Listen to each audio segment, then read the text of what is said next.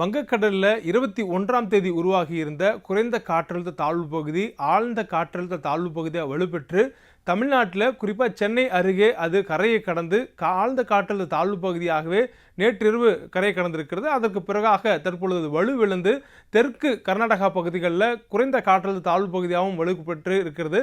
இன்னும் சில நேரங்களில் அது முற்றிலுமாக வலுவிழந்துடும் அப்படின்னு வானிலை ஆய்வும் சொல்லியிருக்கிறாங்க. இந்த சூழலில் நாளை தினம் மீண்டும் புதிதாக வங்கக்கடலில் ஒரு புதிய குறைந்த காற்றழுத்த தாழ்வு பகுதி உருவாவதற்கான வாய்ப்பு இருக்கிறதா வானிலை ஆய்வும் சொல்லியிருக்கிறாங்க. என்னங்க இப்போதான் ஒன்று போச்சு, அதுவே புயலாக வரும்லாம் சொல்லி என்னென்னமோ சொன்னாங்க. அதுக்குள்ளே பார்த்தா திடீர்னு இப்போ இன்னொன்று வரும்னு சொல்கிறாங்க. இதுவாவது புயலாக மாறுமா, இதனால் நமக்கு என்ன பலன் இருக்குது அப்படின்னு கேட்கலாம். தொடர்ந்து நமக்கு மழைக்கான வாய்ப்பு கனமழை என்றளவு நீடிக்கும் அப்படின்னு வானிலை ஆய்வும் சொல்லியிருக்கிறாங்க. என்னென்ன நாட்டில் மழை வரதுக்கான வாய்ப்பு இருக்கிறது, எந்தெந்த மாவட்டங்களுக்கு மழைக்கான வாய்ப்பு இருக்கிறது, ஏன் அந்தந்த மாவட்டங்களில் மழைக்கான வாய்ப்பு இருக்குது அப்படிங்கிற விவரங்களை தற்பொழுது முழுமையாக இந்த வீடியோவில் பார்க்கலாம்.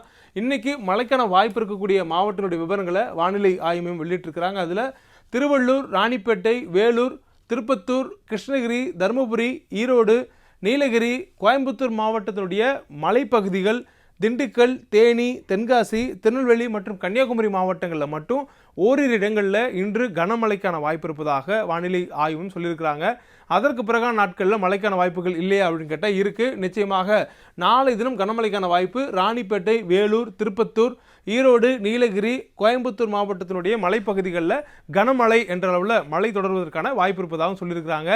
அதே நேரத்தில் சென்னைக்கு கொடுக்கப்பட்டிருந்த கனமழை எச்சரிக்கை திரும்ப பெறப்பட்டிருக்கிறது. 24 மணி நேரத்தில் கனமழை பெய்யும் என்று சொல்லப்பட்டிருந்த அந்த எச்சரிக்கை திரும்ப பெறப்பட்ட நிலையில் மிதமான அளவில் மழை பொழிவதற்கான வாய்ப்பு இருப்பதாகவும் வானிலை ஆய்வும் சொல்லியிருக்கிறாங்க. சரி, அதுக்கு அடுத்த நாட்களில் மழைக்கான வாய்ப்பு இருக்கா அப்படின்னு கேட்டால் நிச்சயம் இருக்குது. அதற்கு பிறகு நமக்கு மீண்டும் 26ஆம் தேதி வட மாவட்டங்களில் சென்னை உள்ளிட்ட இடங்களில் கனமழை பெய்யும் அப்படின்னு சொல்லியிருக்கிறாங்க. எந்தெந்த மாவட்டங்கள்லாம் விழுப்புரம், செங்கல்பட்டு, காஞ்சிபுரம், ராணிப்பேட்டை, திருவள்ளூர் மற்றும் சென்னை ஆகிய மாவட்டங்களில் கனமழைக்கான வாய்ப்பு 26ஆம் தேதி வாக்கில் இருப்பதா வானிலை ஆய்வும் சொல்லியிருக்கிறாங்க. ஏன் 26ஆம் தேதி வாக்கில் அந்த பகுதியில் கனமழைக்கான வாய்ப்பு அப்படின்னா, நமக்கு நாளை தினம் வங்கக்கடலில் உருவாகக்கூடிய குறைந்த காற்றழுத்த தாழ்வு பகுதி அது தொடர்ந்து நகரக்கூடிய திசை, அதனுடைய வேகம், அதனுடைய வலு, இதுதான் நமக்கு வரக்கூடிய நாட்களில் மழைக்கான வாய்ப்பு ஏற்படுத்தும் அப்படின்னு சொல்லியிருக்காங்க. அதுவும் ஏன் வட மாவட்டங்களில் அப்படிங்கிறத நம்ம இப்போ பார்த்தோம் அப்படின்னா, விண்டியில் பார்க்கும்போது நமக்கு இன்னும் தெளிவாக சொல்ல முடியும்னு நினைக்கிறேன். ஏன்னா விண்டியில் இப்போ நம்ம பார்க்கக்கூடியது இது மழையுடன் கூடிய காற்றினுடைய போக்கு காட்டக்கூடிய படம். இப்போ இதில் நம்ம இன்றைக்கி பார்க்கக்கூடிய தேதி அக்டோபர் 23ஆம் தேதிக்கு பார்க்குறோம். வங்கக்கடலில் எந்த வகையான சலனமும் இல்லை. வங்கக்கடல் காற்றினுடைய போக்கில் மேகங்கள் உருவாக்கி கடலில் மழை பொழிவும் ஆங்காங்கே மழை பொழிவும் ஏற்படுத்திக்கிட்டு இருக்குது. அதை நம்ம பார்க்குறோம். இப்போ நாளைய தினத்துக்கு பார்த்தோம்னா, நாம் நாளை தினம் அக்டோபர் 24ஆம் தேதி பார்த்தோம்னா ஒரு குறைந்த காற்றழுத்த தாழ்வு பகுதி உருவாக்கி இருக்கிறத விண்டியில் பார்க்க முடியுது. இது என்ன மாடல் அப்படின்னா ECMWF அப்படின்ற மாடலில் பார்க்குறோம். நமக்கு அக்டோபர் 24ஆம் தேதி வங்கக்கடலில் ஒரு குறைந்த காற்றழுத்த தாழ்வு பகுதி உருவாகி அப்படி இருக்கும் அப்படின்னு சொல்லப்பட்டிருக்கு. அதே நேரத்தில் அது அடுத்த நாள் 25ஆம் தேதி பார்த்தோன்னா மேலும் வலுப்பெற்றிருக்கிறது. ஏறக்குறைய காற்றழுத்த தாழ்வு மண்டலம் அப்படிங்கிற நிலையை எட்டியிருக்கிறதா தான் நம்ம பார்க்க முடியுது. அதற்கு பிறகாக அக்டோபர் 26ஆம் தேதி பார்த்தோன்னா நமக்கு இது ஒரு புயல் என்ற நிலையை எட்டுவதற்கான வாய்ப்பு இருப்பதாக பார்க்க முடியுது. தொடர்ந்து அக்டோபர் 27ஆம் தேதி பார்த்தோன்னா இது கரைக்கு கிட்ட வந்தாலும் இது புயல் என்ற நிலையை எட்டியிருக்கிறது. தொடர்ந்து வலுவாக இருக்குது. காற்றுடைய போக்கில் நிறைய மழை மேகங்கள் உருவாகக்கூடிய வாய்ப்பு இருக்குது அப்படின்னு அதை நம்ம பார்க்க முடியுது. குறிப்பாக இந்த பகுதிகளில் அதிக மழை கொடுக்கக்கூடிய ஒரு காரணியாக இந்த புயல் அமையும் அப்படின்னு சொல்லப்பட்டிருக்கு. அதாவது புயலாக உருமாறினா அமையும் விண்டியில் காட்டப்பட்டிருக்கு.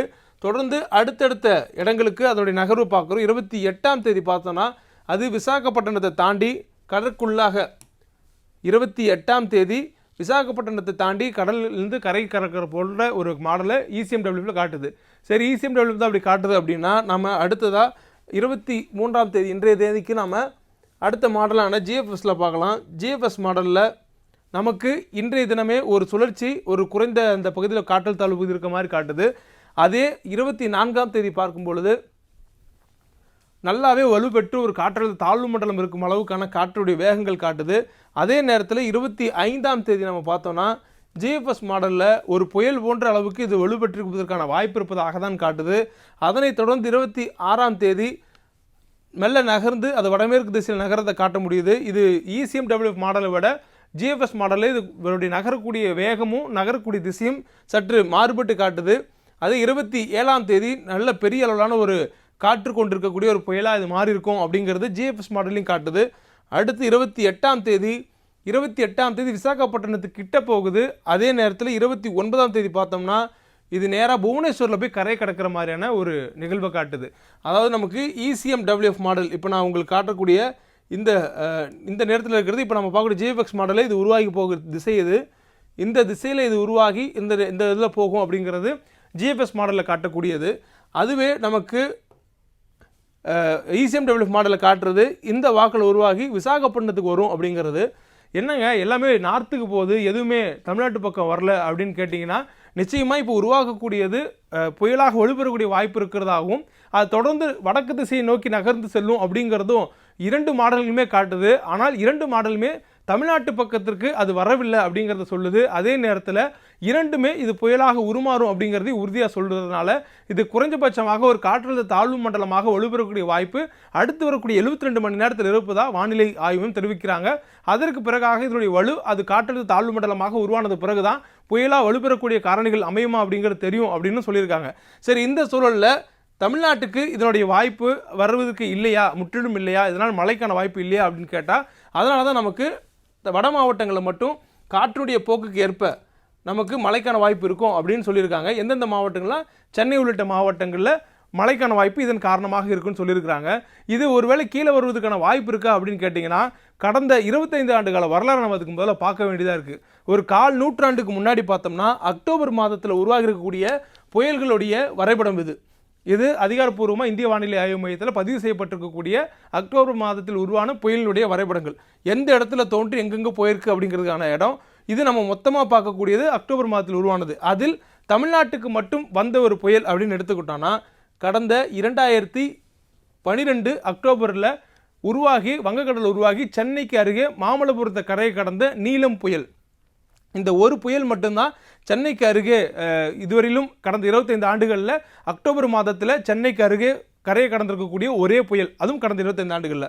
அப்படி இருக்கக்கூடிய சூழலில் அப்போ இந்த புயல் வராதா அப்படின்னு கேட்டால் அதுக்கு நம்ம எதுவுமே உறுதியாக சொல்ல முடியாது. ஏன்னா ஒவ்வொரு புயலுக்குமான நகர்வுகள் அதோடைய மாற்றங்கள் என்பது வானிலையுடைய அப்போதைய தரவுகளுக்கு உட்பட்டது, அப்போதைய சூழல்களுக்கு உட்பட்டது. அப்படி இருக்கும் பொழுது வரக்கூடிய குறைந்த காற்றழுத்த தாழ்வு பகுதி புயலாக வலுப்பெற்றால் தமிழ்நாட்டுக்கு வரவே வராதுன்னு உறுதியாக சொல்ல முடியாது. ஏன் அப்படின்னா அதுக்கு இன்னொரு எக்ஸாம்பிள் சொல்லலாம்.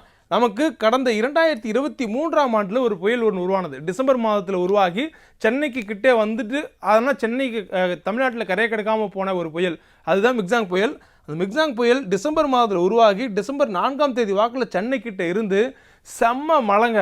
அதாவது அவ்வளோ மழை நம்ம தமிழ்நாட்டுடைய வட மாவட்டங்களில் சென்னை உள்ளிட்ட மாவட்டம் கொடுத்துட்டு சென்னையவே ஒரு கதிகலங்க வச்சு அதன் பிறகு அது ஆந்திராவை நோக்கி கரையை கடந்தது. இந்த மாதிரியாகவும் நடக்கக்கூடிய வாய்ப்புகள் இருக்கிறது.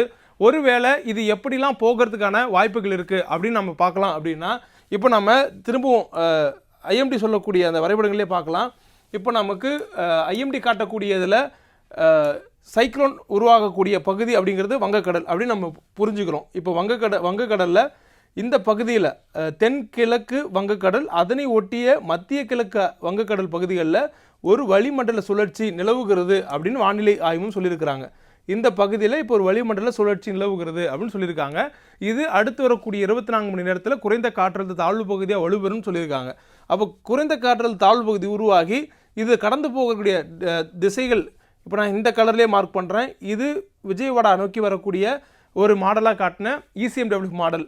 அதே நேரத்தில் இந்த கலர் நான் மஞ்சள் நிறத்தில் மார்க் பண்ணுறேன். இது GFS மாடல் காட்டின ஒரு திசை. இது புவனேஸ்வர் போய் கரையை கடக்கிற மாதிரி காட்டின ஒரு GFS மாடல். இப்போ இது எப்படிலாம் வர்றதுக்கான வாய்ப்பு இருக்குது அப்படின்னு எடுத்துக்கிட்டோன்னா, இப்போது இதனுடைய நகர்வு அப்படிங்கிறது முழுக்க ஸ்டீரிங் விண்ட் அப்படின்னு சொல்லக்கூடிய இதனை வழிநடத்தக்கூடிய காற்றுடைய போக்கு பொறுத்து இருக்குது. அதே நேரத்தில் எதிர் சுழற்சின்னு ஒரு சுழற்சி நமக்கு வட இந்திய பகுதிகள் மேலே சுழண்டுக்கிட்டு இருக்கும். இப்போ இந்த சுழற்சி எல்லாமே நமக்கு சுழலக்கூடியது இந்த வாக்கில் சுழலும். அதாவது கடிகாரத்தில் எதிர்கடிகார திசையில் சுழலும். இப்போ 12, 11, 10 அப்படிங்கிற இந்த திசையில் இந்த குறைந்த காற்றழுத்த தாழ்வு பகுதி அல்லது புயல்கள்லாம் சுழலும். ஆனால் இந்த எதிர் சுழற்சின்னு சொன்னோம் இல்லையா, இந்த எதிர் சுழற்சி கடிகார திசையில் சுழலும். இந்த எதிர் சுழற்சி 1, 2, 3 அந்த கடிகார சுழற்சி சுழற்றக்கூடிய அந்த திசையில் சுற்றும். ஸோ இந்த உருவாக்கக்கூடிய புயல்களுக்கு இந்த எதிர் சுழற்சிங்கிறது சுழற்சி ஒரு எதிரி மாதிரி. அதனால் இது அதை நோக்கி போக முடியாது. அதனால் அதை விட வலு குறைவாக தான் இந்த புயல்கள் இருக்கும். எனவே அது கீழே தள்ளும். இப்போ இந்த எதிர் சுழற்சி கீழே வரணும் அப்படின்னா அதுக்கு மேலே ஒரு ஜெட் விண்ட் இருக்குது. ஜெட் விண்ட் அப்படின்னு சொல்லக்கூடியது மிக வேகமாக வட இந்திய பகுதிகளுக்கு மேலே போகக்கூடிய ஒரு காற்று. அந்த காற்று கீழே இறங்கி வரும் பொழுது அது கீழே இறங்கி வருது அப்படின்னா இந்த ஆன்டி சைக்ளோன் அதுவும் கீழே இறங்கி வரும்.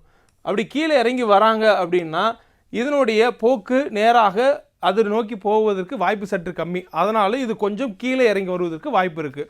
ஒருவேளை அப்படி கீழே இறங்கி வரும் பொழுது அதனுடைய ஸ்டீரிங் விண்ட் இதை வலுப்படுத்தக்கூடிய காற்று, விண்ட்ஷியர் இல்லாத சூழல், எம்ஜேஓ உள்ளிட்ட காரணிகள் இது வலுப்படுத்தினா இது மேலும் புயலாக வலுப்பெற்று நிற்பதற்கு வாய்ப்பு இருக்குது. அப்படி இருக்கக்கூடிய சூழலில் நீலம் புயலை போல் இது தமிழ்நாட்டை நோக்கி வரலாம். இல்லை மிக்ஸாம் புயலை போல இது சென்னைக்கு கிட்ட இந்த வாக்கில் இப்படி வந்துட்டும் போகலாம். ஸோ இது முழுக்க உறுதியாக சொல்ல முடியாத ஒரு நிகழ்வு. அதனால் இது முதல்ல ஒரு குறைந்த காற்றழுத்த தாழ்வு பகுதியை உருவாகி அடுத்ததாக காற்றழுத்த தாழ்வு மண்டலமாக வலுவடையணும்.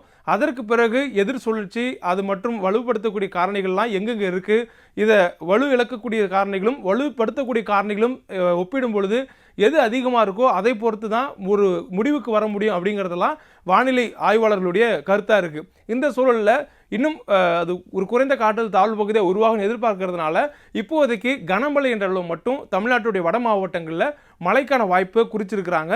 இன்னும் இது உருவாகி வரக்கூடிய நாட்களில் மழையினுடைய தீவிரத்தன்மை அதனுடைய செல்லும் திசைக்கு ஏற்ப ஒருவேளை தமிழ்நாட்டை நோக்கி வருவதாக இருந்தால் மழையினுடைய தீவிரத்தன்மை காற்றுடைய போக்கு அதிகமாக இருக்கலாம்.